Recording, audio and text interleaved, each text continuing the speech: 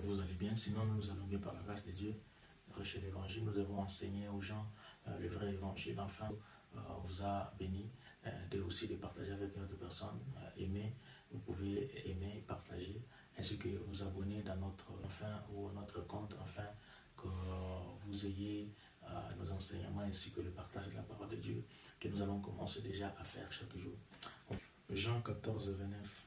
Maintenant, je vous ai dit ces choses avant qu'elles arrivent, afin que lorsque elles arriveront, vous croyez.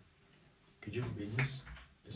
Mon nom c'est José Lundula, votre frère, le disciple du Christ. Je voulais nous partager la parole de Dieu ce soir. Par la grâce de Dieu, nous avons eu l'opportunité offerte par notre Dieu. Par la grâce de Dieu, nous sommes parmi les vivants. Nous avons pris la décision de partager avec vous une portion de la parole de Dieu, une petite connaissance que le Saint-Esprit nous a donnée. Ici, Jésus est en train de dire que je vous ai dit ces choses afin que lorsque ces choses-là arriveront, afin que vous croyez.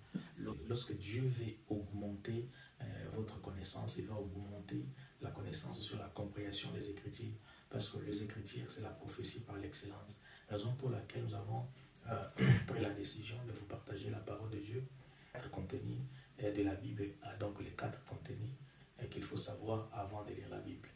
On peut vous donner quand même les bases qui va vous permettre vraiment de décoller. Le premier contenu, nous avons dit le contenu historique. Donc la Bible, c'est un livre historique.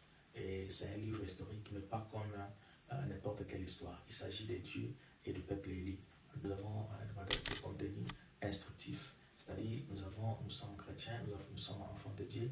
Lorsque nous sommes en Christ, il y a certaines choses qui, bien que nous sommes dans la grâce, nous mangeons, nous sommes dans la grâce, et il y a les interdits. Il y a ce que nous pouvons faire lorsque nous avons reçu Christ, afin d'honorer ce Christ-là.